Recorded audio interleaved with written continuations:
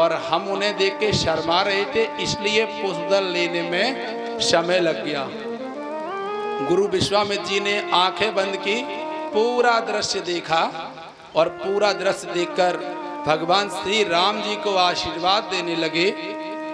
बाबा तुलसीदास जी वर्णन करते हैं मानस में विश्वामित्र जी ने क्या आशीर्वाद दिया है।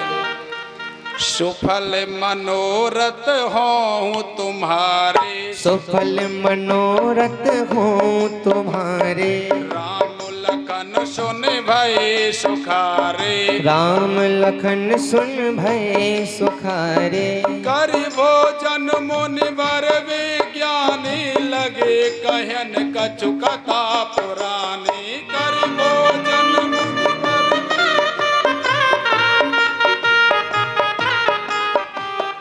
विगत दिवस गुरु आयस पाई, विगत दिवस गुरु आयस पाई। संध्या करन चले दो भाई, संध्या करन चले दो भाई। राम सिया राम सिया राम जय जय राम, राम सिया राम सिया राम जय जय राम।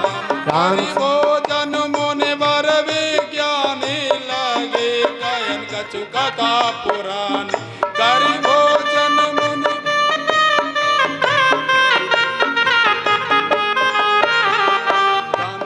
राम सिया राम जय जय राम, राम सिया राम जय जय राम। राम सिया राम जय जय राम, राम सिया राम जय जय राम। गुरुजी ने पुष्पदल पाकर पूजा किया, आशीर्वाद दिया। राम प्रभु गदगद हो गए। क्यों? चाहते भी यही थे, सुफल मनोरथ हो तुम्हारे, राम लखन सुने भय सुखारे। केवल रामचंद्र जी नहीं, लखन भैया को भी इस बात की बहुत हर्ष हुआ है कि गुरुजी ने आशीर्वाद दिया कि जो तुम्हारे मनोरथ हैं राम, निश्चित ही पूरे होंगे। सायंकाल हुई, भोजन विश्राम आदि हुआ, शाम का समय था। गुरुजी कथा सुनाने लगे। फिर से वही गुरुजी की चरण वंदना, दोनों भाइयों ने, लक्ष्मण भैया ने श्री राम जी की चरण वंदना। निद्रावसान, प्रातः काल हुई, आरती भई और वो दिन आ गया जब माँ सीता जी भगवान श्री राम जी की हो जाएंगी। धनुष यज्ञ का दिन है। सतानंद जी महाराज को जनक जी ने कहा कि हे प्रभु, हे स्वामी, हे मुनि, जाइए और विश्वामित्र जी को और दोनों बालकों को, राजपुत्रों को लेकर स्वयंवर स्थल की ओर, कथा जहाँ पर यज्ञ होना था, यज्ञशाला में लेकर आइए। कथा और भी वर्णन है, समय का अभाव है। दोनों भाई गुरु जी के साथ में प्रस्थान करते हैं। दोनों भाई यज्ञशाला में आए हैं। यहाँ दर्शन जरूर कीजिएगा। उस यज्ञशाला में जितने लोग, जितने तरह के उपस्थित हैं, भगवान श्री राम की मूर्ति, भगवान श्री राम की छवि उतने रूपों में दिखाई दे रही है। जो वहाँ राजा, परम वीर राजा बैठे थे, उन्हें भगवान श्री रामचंद्र जी वीर पुरुष के रूप में दिखाई दे रहे हैं। जो वहाँ राक्षस प्रवृत्ति के लोग बैठे थे, उन्हें भगवान श्री रामचंद्र जी काल के रूप में दिखाई दे रहे हैं। जनक वासियों को भगवान श्री राम जी अपने सगे संबंधी के रूप में दिखाई दे रहे हैं। जो ऋषि मुनि थे, संत प्रवृत्ति के थे, उन्हें भगवान राम जी अपने इष्ट के रूप में दिखाई दे रहे हैं। क्योंकि गोस्वामी जी ने इसमें लिखा है, जिनके रही भावना जैसी, प्रभु मूरति तिन देखी तैसी। जिसकी जैसी भावना थी, प्रभु श्री राम जी उस सभा में वैसे ही दिखाई दिए। विश्वामित्र महाराज को जनक जी ने दर्शन कराया, धनुष का, अपने महल का दर्शन कराया। और महल का दर्शन करके विश्वामित्र जी जहां जहां दर्शन करते, केवल एक ही शब्द बोलते, अति उत्तम।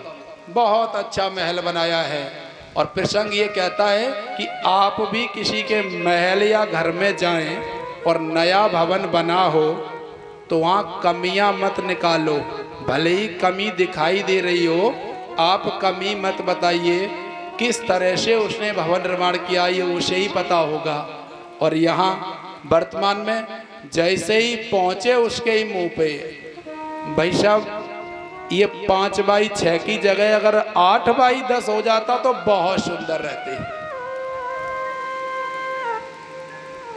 नहीं, उसने कैसे बनाया है आप उसकी तारीफ कीजिए, प्रशंसा कीजिए। विश्वामित्र जी ने जनक जी के महल की प्रशंसा की है और प्रशंसा का परिणाम क्या मिला? जनक जी ने विश्वामित्र जी को राम और लक्ष्मण सहित उस सभा में सबसे उच्च स्थान पर आसीन किया है। सब मंचन तय मंच एक, सब मंचों में से सबसे जो विशाल मंच है ऊपर, उस पर बिठाया है। बीच में विश्वामित्र जी बैठे हैं, दाईं ओर भगवान श्री रामचंद्र जी, बाईं ओर लक्ष्मण जी विश्वामित्र जी की शोभा बढ़ा रहे हैं। इतने में ही मेरी माँ जानकी लाल चुनरी में, गोटेदार चुनरी है, सखियों के साथ में, वही जो 8 सखियां हैं, 4 लेफ्ट में और 4 राइट में मंडप में पधारी हैं। माँ सुंदर साड़ी पहनी है, जरी लगी है, गोटे सजे हैं, हाथ में सुंदर जयमाल लिए हैं। करोड़ों करोड़ों रथ की सुंदरता को भी धूमिल करती हुई मेरी माँ जब रंगभूमि में पधारी तो जितने वहाँ सभासद थे, जितने सभा में बैठे थे, मंत्र मुग्ध हो गए माँ सीता जी के रूप को देखकर। सखियां माँ को लाईं और सुनैना जी जो माँ जानकी की माता जी हैं उनके पास बिठा दिया। क्यों?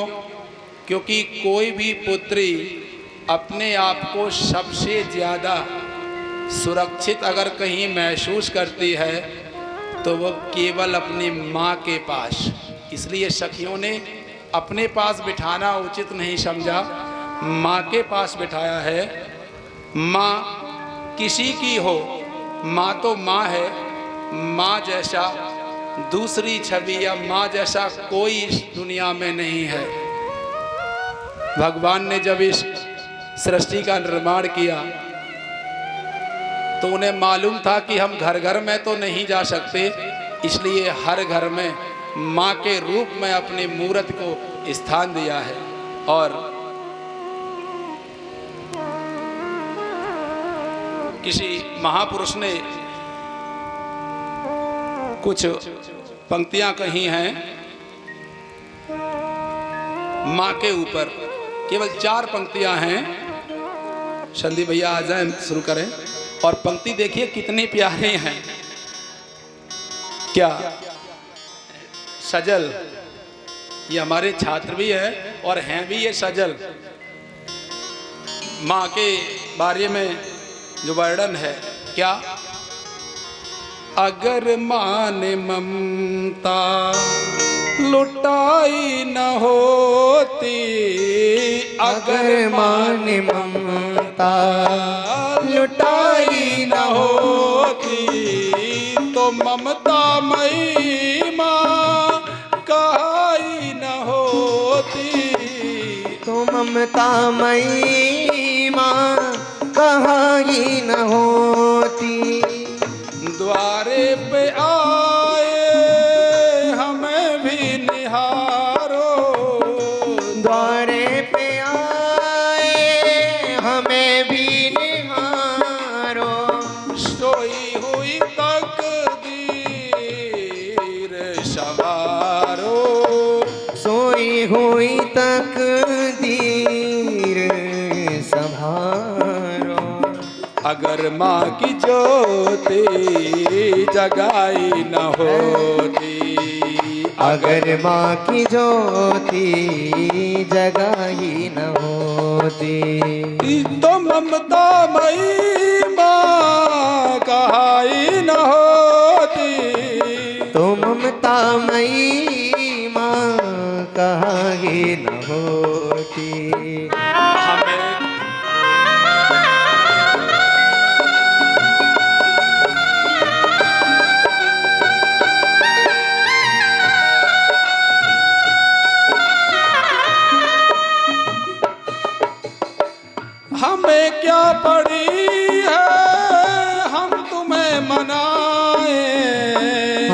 क्या पड़ी है तुम्हें क्यों मनाए। हमारा तो हक था हम रूठ जाए। हमारा तो हक था हम रूप गाए।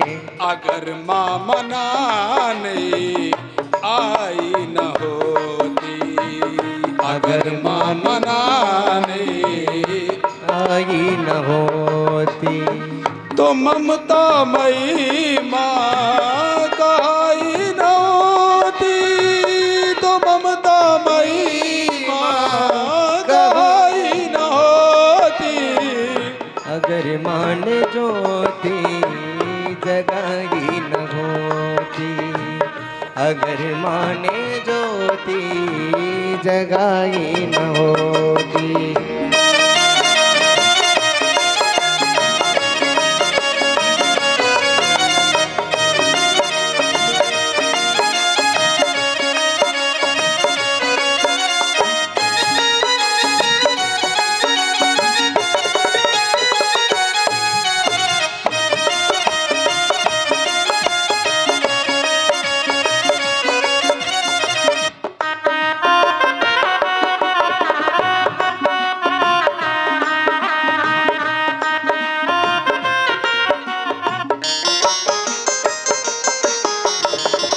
फटकार देना दुत्कार देना, फटकार देना दुष्काल तेरा मगर बोल माँ लाल को प्यार देना। मगर बोली माँ लाल को प्यार देना। अगर मान बिगड़ी बनाई न होती, अगर मान बिगड़ी बनाई न होती, तो ममता मई माँ कहाई न होती। तो ममता मई माँ कहाई न होती।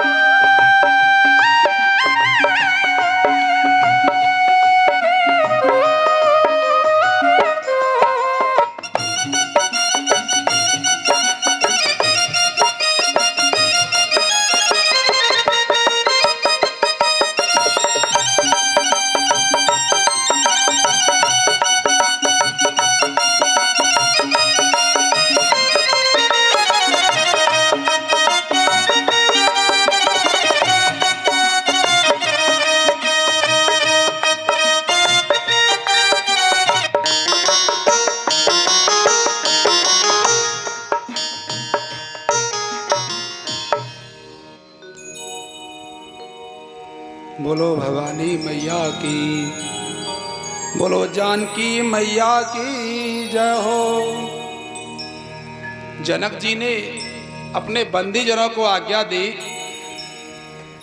महाराज ने कहा कि मेरी प्रतिज्ञा, मेरा प्रण सबको सुनाया जाए।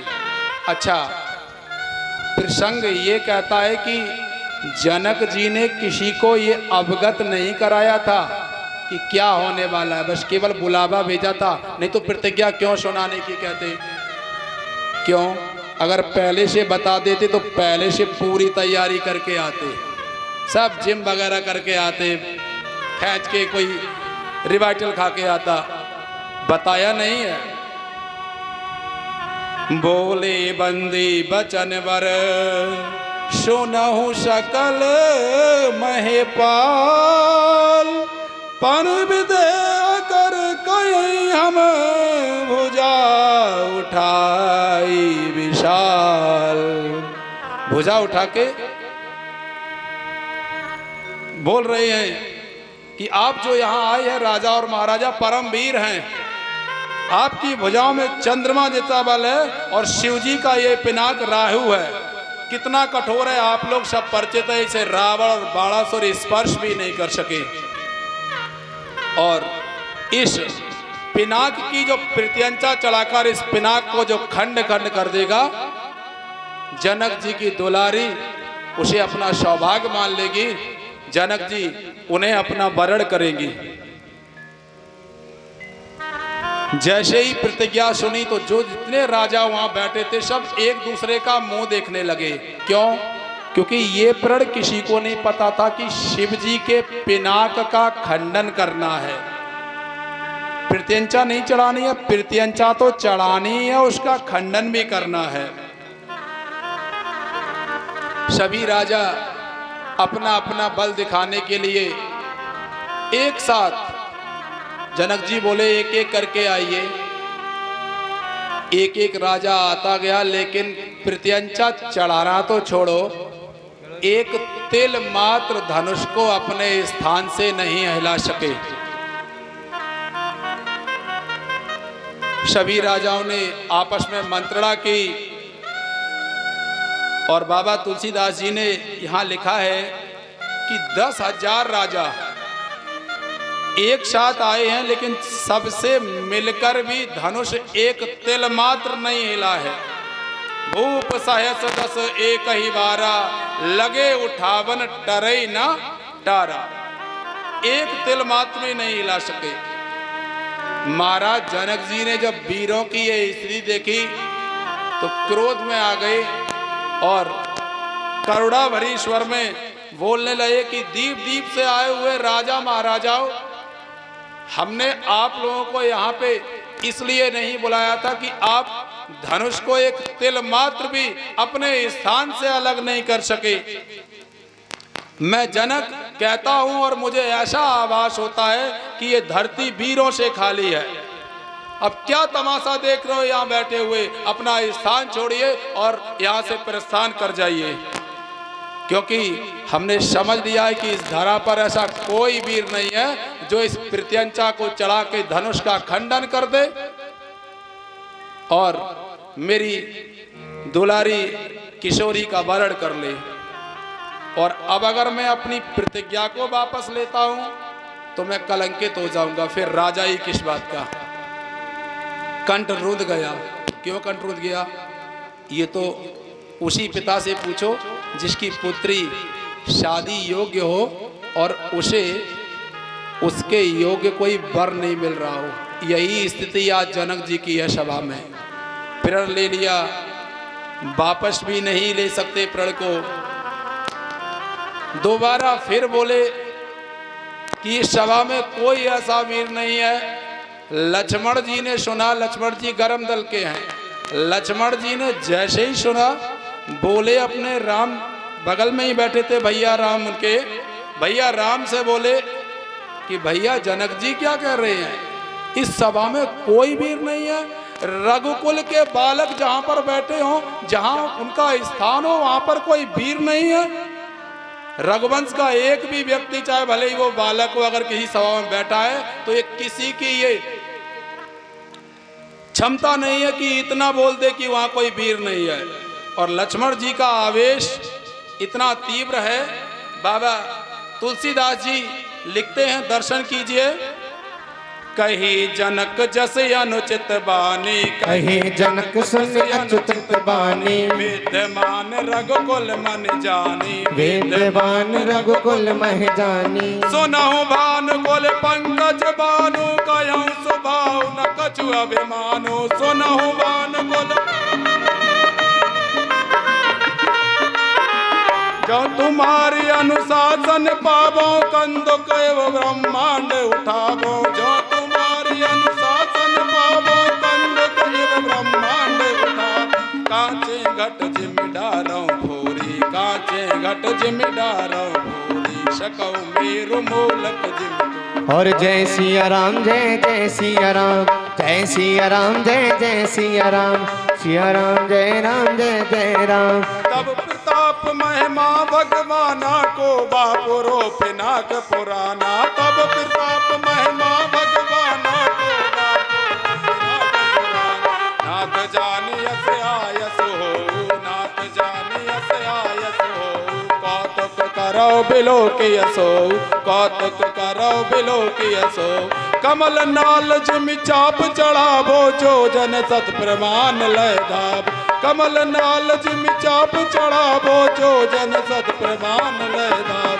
राम राम सिया राम सिया राम सिया राम राम सिया राम सिया राम जय जय राम राम सिया राम सिया राम सिया राम राम सिया राम सिया राम जय जय राम। लक्ष्मण जी आवेश में बोले, जनक जी ने भरी सभा में जो कहा है वो अनुचित है। रघुवंश का एक भी व्यक्ति कहीं बैठा हो तो ये बोलना उचित नहीं है कि वहां पर वीर नहीं है।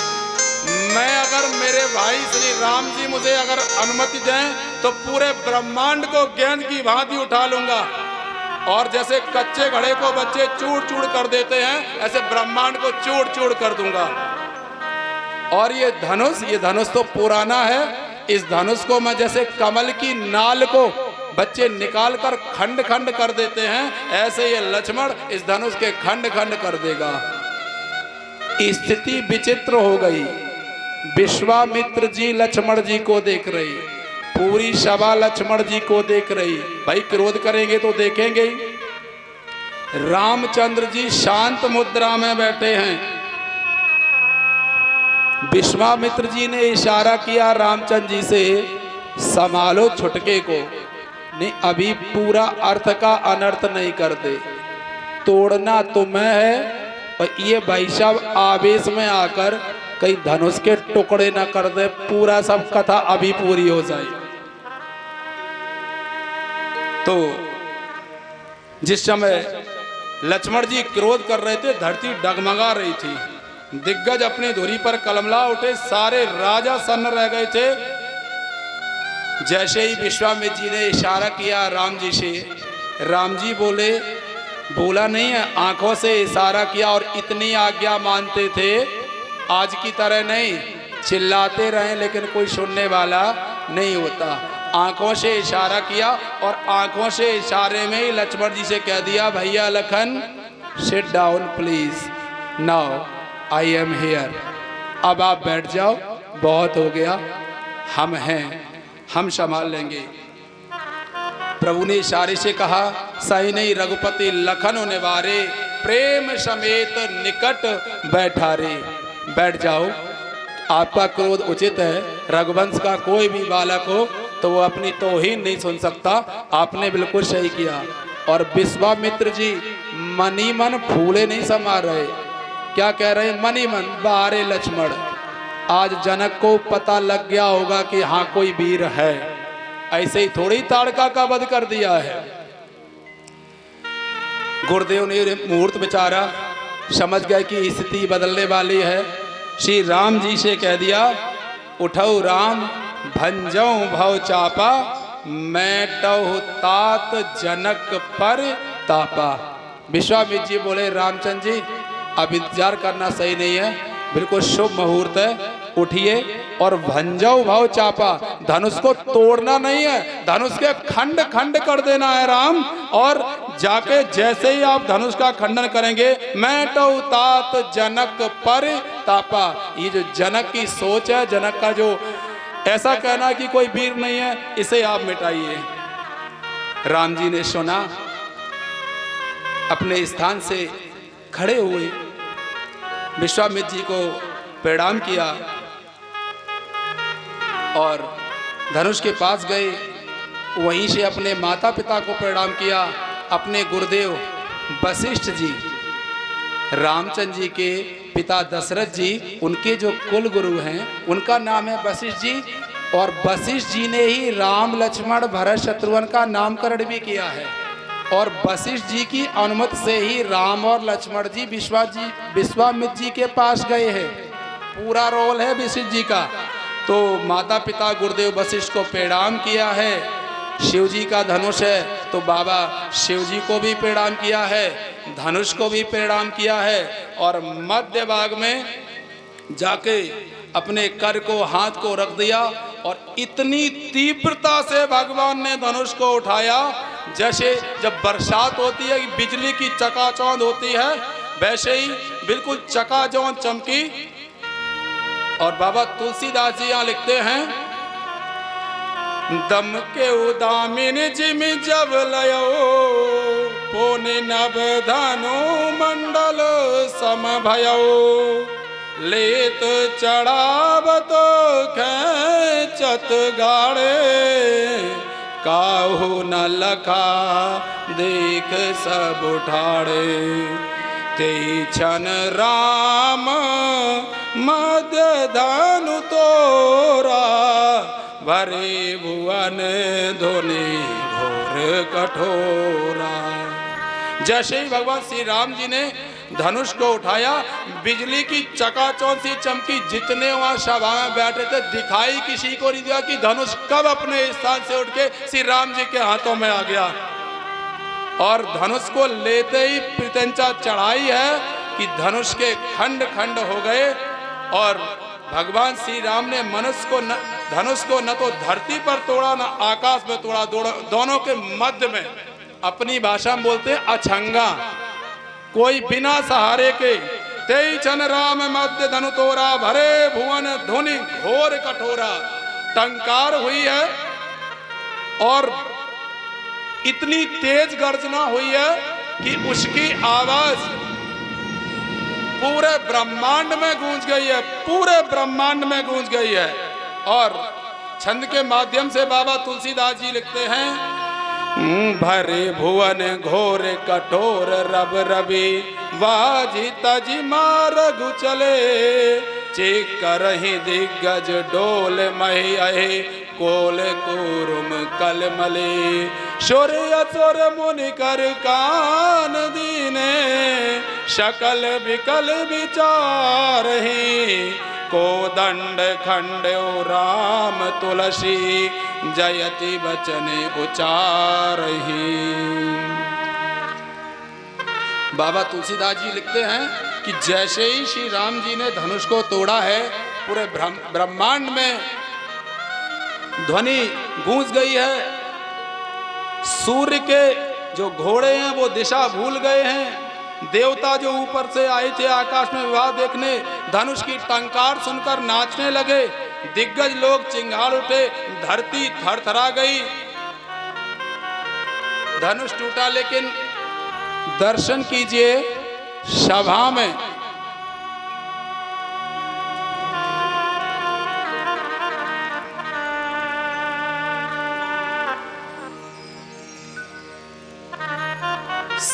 में जितने भी सभासद बैठे थे, किसी एक को भी धनुष टूटने की आवाज नहीं आई है। ये प्रभु राम का प्रताप है, क्योंकि वहां अगर आवाज आती तो सब खलबली मच जाती। जब पूरा ब्रह्मांड गूंज गया था, वहां तो जो बैठे थे सबको खुशी है, आनंद है। झांझ मृदंग सहनाई बजने लगी। धरती आकाश दोनों जगह नगर के नर नारी हेम गो हीरा सब न्यौछावर करने लगे राम जी पर। वाह, क्या अद्भुत सुखद महोत्सव है। जनक जी के चेहरे पर मुस्कुराहट आ गई। जनक जी ने सतानंद जी महाराज की ओर इशारा किया, अब काहे देर करते हो, जानकी मैया से कहिए कि जो ये जयमाला लिए बैठी हैं काफी समय से, अब जयमाला पहनाओ। सतानंद महाराज जी ने आज्ञा दी सीता मैया को, आप जयमाला पहनाओ। सीता मैया प्रभु के सम्मुख पहुंची। माता जी थोड़ी छोटी हैं, लल्ला थोड़े बड़े हैं, और अभी से नहीं, ये प्रसंग कहता है कि पुरुष का कद महिला के कद से बहुत ही प्राचीन समय से थोड़ा सा कद ऊंचा चला आ रहा है। माँ जानकी का कद छोटा है, माला नहीं पहना पा रही हैं। सखियां लाला से प्रभु राम को रिझाती हैं, मनाती हैं, लाला थोड़ा सा सिर झुका लीजिए। और नक झुक जाए तनक रघुवीर, झुक जइयो तनक रघुवीर। लली मेरी छोटी से झुक जइयो तनक रघुवीर। लली मेरी छोटी सी झुक जइयो तनक रघुवीर। लली मेरी छोटी सी छोटी सी मेरी छोटी सी मेरी छोटी सी झुक जइयो तनक रघुवीर लली मेरी छोटी सी झुक जइयो तनक रघुवीर लली मेरी छोटी सी।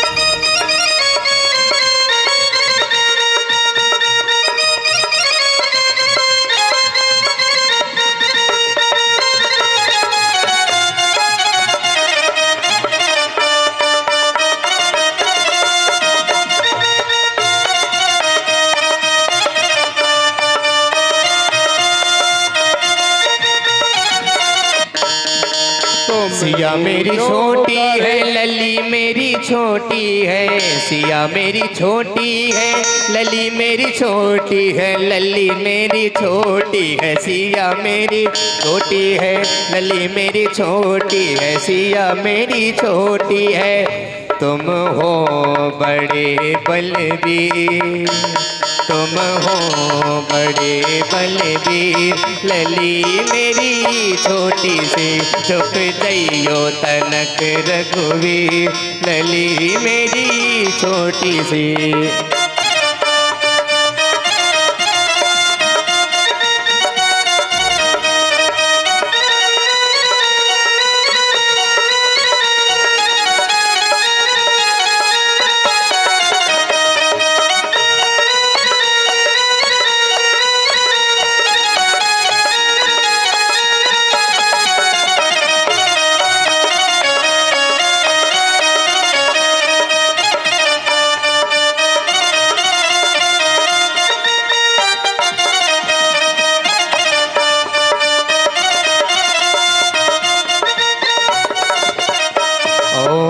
जय माला लिए कब से ठाड़ी, जय माला लिए कब से ठाड़ी, जय माला लिए कब से ठाड़ी, जय माला लिए कब से ठाड़ी, दुखन लागो शरीर, दुखन लागो शरीर, सिया मेरी छोटी सी झुक जइयो तनक रघुवीर, लली मेरी छोटी सी झुक जइयो तनक रघुवीर, लली मेरी छोटी सी झुक जइयो तनक रघुवीर, लली मेरी छोटी सी झुक जइयो तनक रघुवीर, लली मेरी छोटी सी झुक जइयो तनक रघुवीर, लली मेरी छोटी सी।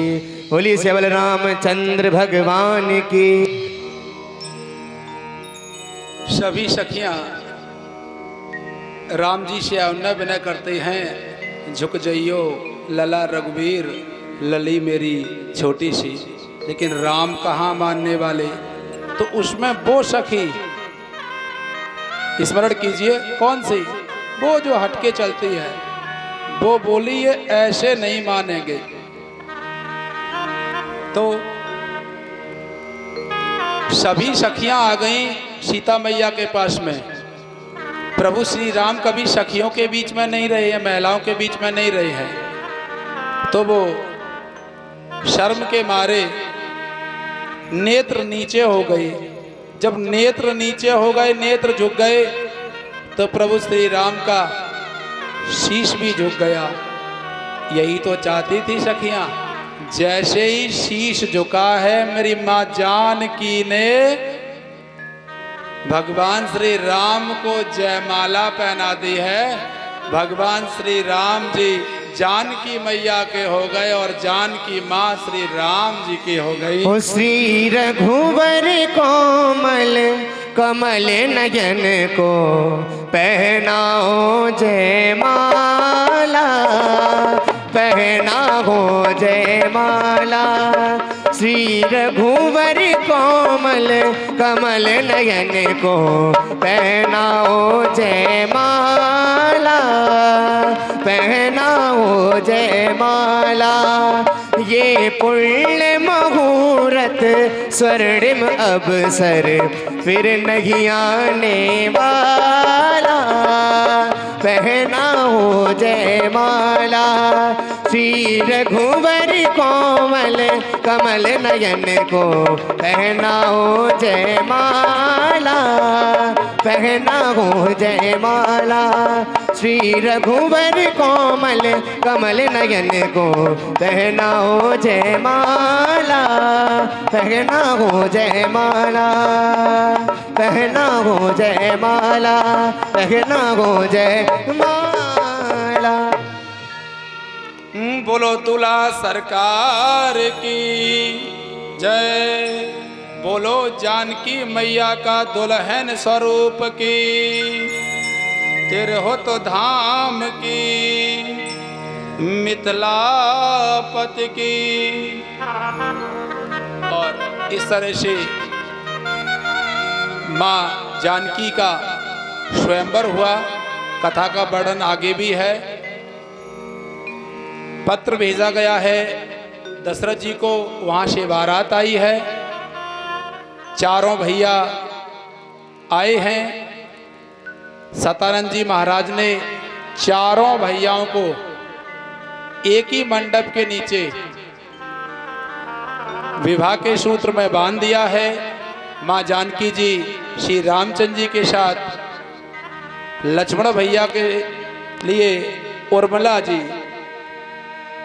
भरत जी की मांडवी और शत्रुघ्न भैया की श्रुत कीर्ति, इस तरह से ये चारों बहनें, ये चारों भैया, और इस प्रकार से राम विवाह और चारों भाइयों का विवाह संपन्न हुआ है। और हमारी ये कथा का प्रसंग अब सुंदर कांड की ओर, भले ही हम थोड़ा संक्षेप में लें, समय बहुत अधिक हो गया है। सुंदर कांड की ओर कथा का रुख करते हैं। सुंदर कांड आप सबको चिर परिचित है कि हनुमान जी को प्रसन्न करने के लिए सुंदरकांड का पाठ करते हैं, किंतु ये गलत है, थोड़ा सा अजीब लगा होगा। सुंदरकांड कभी भी हनुमान जी को नहीं सुनाना चाहिए। सुंदरकांड राम जी को सुनाना चाहिए, क्योंकि सुंदरकांड में हनुमान जी की प्रशंसा की गई है, और किसी के सामने अगर आप उसकी प्रशंसा कर रहे हो तो उसके पुण्य नष्ट हो जाते हैं। इसलिए सुंदरकांड श्री रामचंद्र जी को सुनाइए, रामचंद्र जी कृपा हो जाएगी तो हनुमंत लाल की तो कृपा हो ही जाएगी। बोलो पवन सुत हनुमान की। और सुंदरकांड की कथा से पहले थोड़ा सा मैं कथा को जोड़ दूं। राम लक्ष्मण जानकी वन को गए हैं, परिचित हैं आप। माँ सीता जी का रावण ने छल करके हरण कर लिया है, हरण कर लिया है। श्री राम जी लक्ष्मण भैया के साथ माँ जानकी को हर जगह खोजते हुए घूम रहे हैं, लेकिन माँ जानकी का पता नहीं चल रहा है। राम और लखन जी शबरी के आश्रम में गए हैं, जहाँ शबरी ने पंपासुर सरोवर के बारे में बताया है। पंपासुर सरोवर किष्किंधापुरी में है, जहाँ का राजा वाली बना बैठा है, खुद को राजा घोषित किया है, अपने भाई सुग्रीव को निकाल दिया है, मारपीट के उसकी पत्नी को कब्जा कर लिया है। और राम और लक्ष्मण जी माँ सीता को खोजते हुए पंपासुर सरोवर पहुंचे हैं। वहाँ ऊपर सुग्रीव जी बैठे हैं, उन्होंने राम और लक्ष्मण को देखा। मैं संक्षेप में कह रहा हूँ, समय का अभाव है। और श्री हनुमान जी विप्र रूप धारण करके आए हैं, राम लक्ष्मण जी का पता किया है अग्नि को साक्षी मान के सुग्रीव जी से मित्रता कराई है। सुग्रीव जी के भाई बाली को भगवान श्री राम ने ऊर्ध्व गति प्रदान की है। अंगद जी को वहां का सेना नायक बना दिया। सुग्रीव जी को किष्किंधापुरी का पूरा राजपाट दे दिया। सुग्रीव जी वहां के राजा बन गए। खुद राम और लक्ष्मण जी चातुर्मास बिताने के लिए प्रवसन पर्वत पर चले गए हैं। चातुर्मास समाप्त हो चुका है। भगवान श्री राम ने सुग्रीव जी को एक काम दिया था कि जब तक